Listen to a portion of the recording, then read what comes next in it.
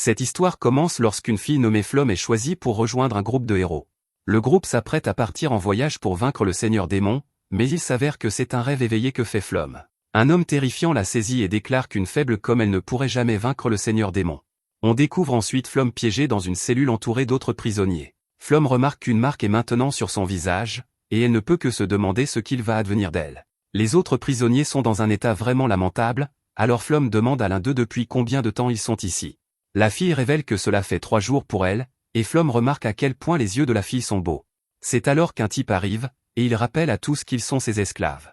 Malheureusement, ils n'ont plus aucune valeur pour lui en tant que marchandise, alors il a décidé de s'en débarrasser.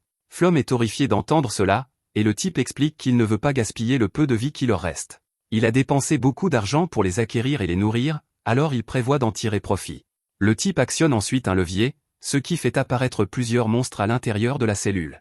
Il dit qu'ils lui doivent leur vie, alors le moins qu'ils puissent faire pour le rembourser est de le divertir avec leur mort. Il explique que ces créatures sont des ghouls, et qu'elles appartiennent au rang le plus bas des monstres. C'est alors qu'un des prisonniers émet un son par accident, et les ghouls commencent immédiatement à la dévorer.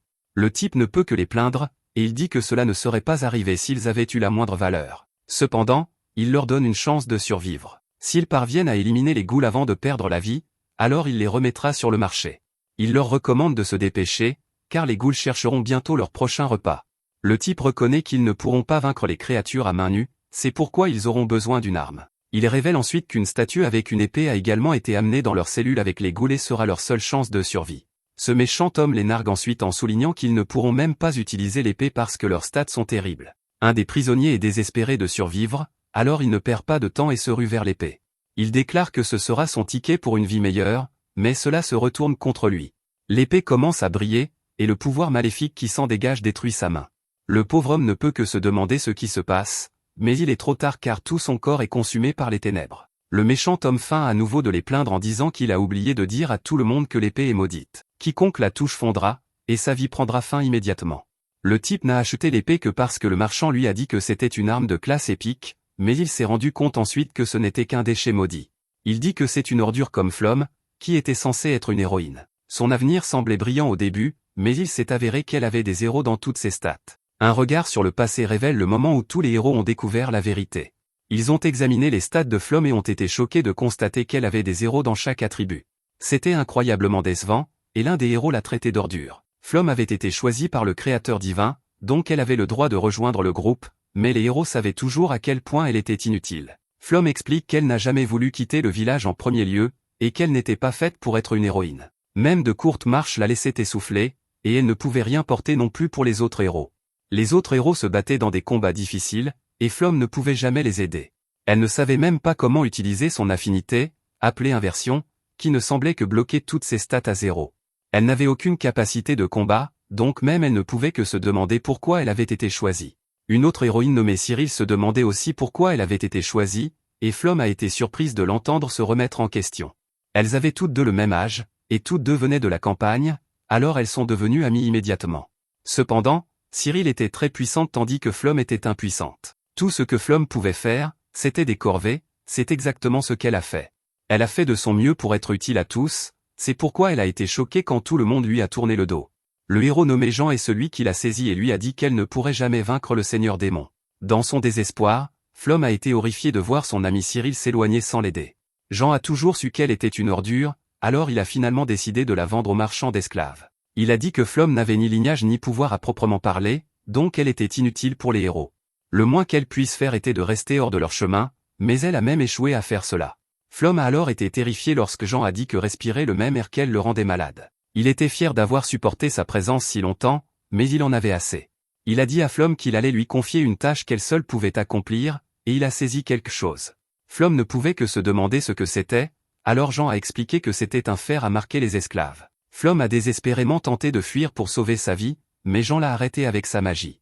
Il a expliqué que Flom était un fardeau pour tout le monde, et que tous les héros en avaient assez d'elle. Flom a refusé de le croire en soulignant que les héros nommés Eterna et Galio avaient été vraiment gentils avec elle. Elle a également souligné que Cyril était sa meilleure amie, mais Jean a révélé que chacun d'entre eux avait accepté de la vendre comme esclave. Un frisson a alors parcouru l'échine de Flom lorsque Jean a révélé que Cyril souhaitait cela plus que tout autre. Il a expliqué que Cyril était ravi à l'idée de ne plus jamais devoir voir le visage de Flom, et Flom a commencé à perdre tout espoir. Elle avait été trahie par tous ceux qu'elle connaissait, alors tout ce qu'elle pouvait faire était de fondre en larmes. Jean l'a traité d'ordure une dernière fois et lui a dit qu'elle allait avoir ce qu'elle méritait.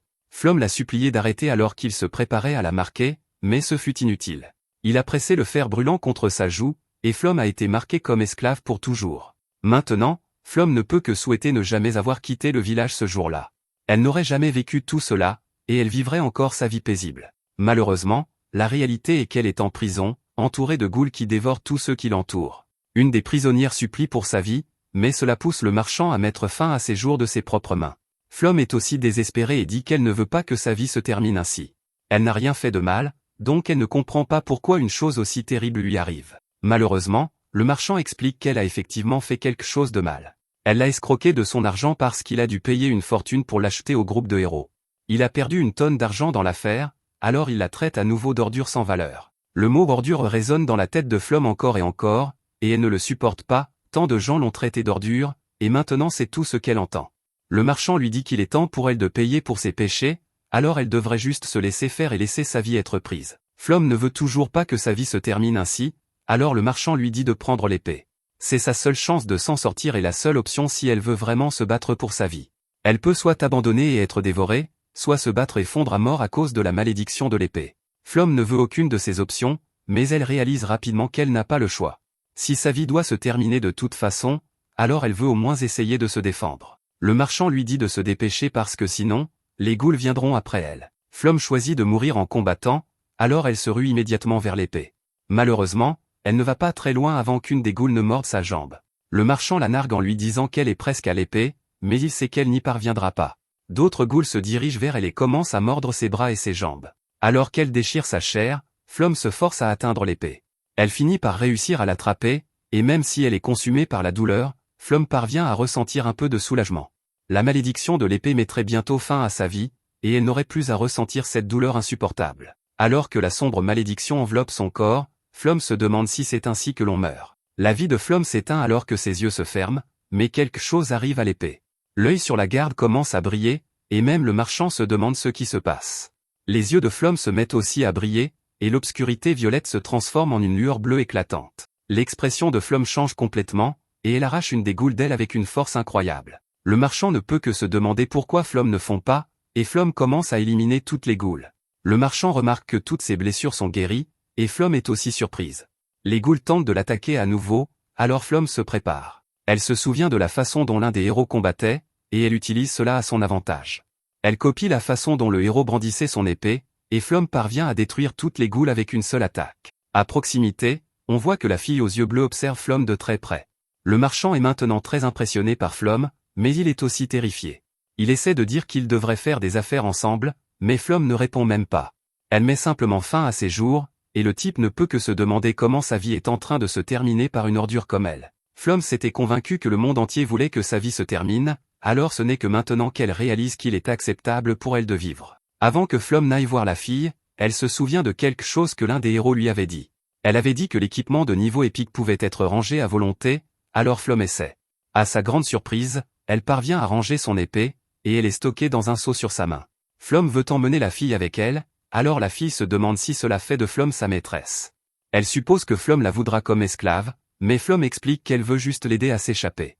La fille ne comprend même pas ce que cela pourrait apporter, alors Flom réalise que cette fille n'a connu que la vie d'esclave. Flom ne veut pas abandonner la fille, alors elle lui dit que juste pour aujourd'hui, elle sera sa maîtresse. Cela convainc la fille de s'échapper avec Flom, et elle dit s'appeler Milkit. Flom déclare qu'il est temps de partir, et toutes deux finissent par atteindre la surface, où elle voit la lumière du jour pour la première fois depuis longtemps. Quelque part au loin, un prêtre dit une prière sur la façon dont la guerre des démons s'est terminée il y a 30 ans. Malheureusement, les démons continuent de menacer le territoire humain, et beaucoup de chevaliers de l'église risquent leur vie pour les arrêter jusqu'à ce jour. Heureusement, ils sont rejoints par les héros choisis par Origine, alors le prêtre fait prier tout le monde pour que les héros leur apportent la paix. À proximité, Flom essaie d'emmener Milkit quelque part en sécurité, mais elle trébuche sur le pied de quelqu'un. Les filles sont entourées de types à l'air méchants, alors Flom emmène Milkit dans l'autre direction.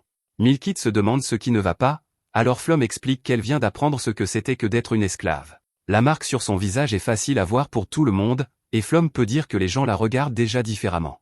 Lorsqu'elles arrivent quelque part en sécurité, Flom s'étonne elle-même car elle est maintenant capable d'utiliser la capacité de scan. Elle savait toujours comment l'incanter, mais elle n'y était jamais parvenue auparavant. Scanner l'épée révèle que son nom est Loeander du guide des âmes, et Flom est choqué par autre chose. Cette épée a plusieurs enchantements, et tous diminuent les stats de son utilisateur. Elle réduit leur stat total de 995 points, et elle fait fondre leur corps. Flom ne comprend pas ce qui se passe parce que l'épée semble maintenant beaucoup plus légère, et son corps n'a pas fondu. C'est même le contraire car saisir l'épée a guéri toutes ses blessures. Milkid dit que c'est comme si tous les effets étaient inversés, et Flom est choqué de réaliser quelque chose. Son affinité s'appelle inversion, donc cela doit être la clé pour expliquer ce qui se passe. Les effets négatifs sont transformés en positifs, et la fonte se transforme en guérison. Flom ne peut que rire parce que tout cela est tout simplement trop incroyable. Flom n'avait jamais réalisé ce que faisait son affinité, et ce n'est que lorsqu'elle a utilisé une épée maudite que ses questions ont trouvé des réponses. Elle résume tout pour Milkid en expliquant que, grâce à son affinité, les malédictions ne font que la rendre plus forte. C'est énorme parce que Flom pensait que son affinité était sans valeur. Elle n'avait jamais su qu'elle pouvait être utilisée ainsi, mais maintenant elle en voit le potentiel illimité. Milkid peut dire que Flom est extraordinaire, mais elle le dit de la manière la moins enthousiaste possible. Flom est un peu inquiète parce que Milkid ne montre aucune émotion, mais elle détermine qu'elle n'est tout simplement pas du type expressif. Elles n'ont pas beaucoup de temps avant le coucher du soleil, alors Flom dit que si elles veulent survivre, la première chose dont elles auront besoin est de l'argent. Milkid se demande où elles vont, alors Flom explique que leur premier arrêt est la guilde des aventuriers. Ailleurs, on voit que Jean a en fait menti sur tout ce qu'il a dit à Flom. Les autres n'ont jamais accepté de la vendre comme esclave, et maintenant il ment aux autres héros. Il leur dit que Flom a décidé de rentrer chez elle et qu'elle est partie sans leur dire. Jean dit qu'il a aidé à la convaincre parce que cela n'avait pas de sens pour elle de continuer à voyager avec les héros. Il dit que Flom le savait aussi, c'est pourquoi elle a choisi de retourner dans son village. Quant à Cyril, Jean l'a convaincu que le départ de Flom était pour son bien. Cyril a fini par être d'accord avec lui, mais elle regrette la façon dont elle a traité Flom avant son départ. On voit ensuite que le plan de Jean était d'avoir Cyril pour lui tout seul. Flom distrayait Cyril, alors maintenant qu'elle est partie, Cyril sera tout à lui. Ce type est un psychopathe car il déclare que les gens doués comme Cyril et lui-même sont faits pour être ensemble. On apprend ensuite que la capitale est divisée en 4 districts. Le district central abrite toutes sortes de commerces, et le district était celui des riches. Le château royal et la grande cathédrale sont dans le district nord, et le district ouest est celui où vivent tous les pauvres. À la guilde des aventuriers, Flom déclare qu'elle veut devenir aventurière. La réceptionniste suppose que les 2 filles sont vraiment faibles, alors elle recommande qu'elles se vendent elles-mêmes à la place.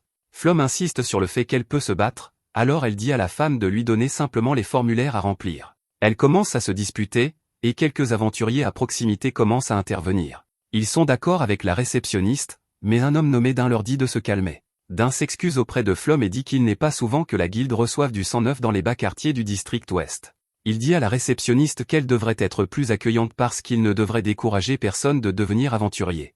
C'est à eux de décider s'ils veulent risquer leur vie, et cela vaut aussi bien pour les esclaves que pour les nobles. Flom est impressionné parce que ce type a fait en sorte que la réceptionniste soit d'accord avec lui si facilement, et Dain obtient une demande de mission pour elle.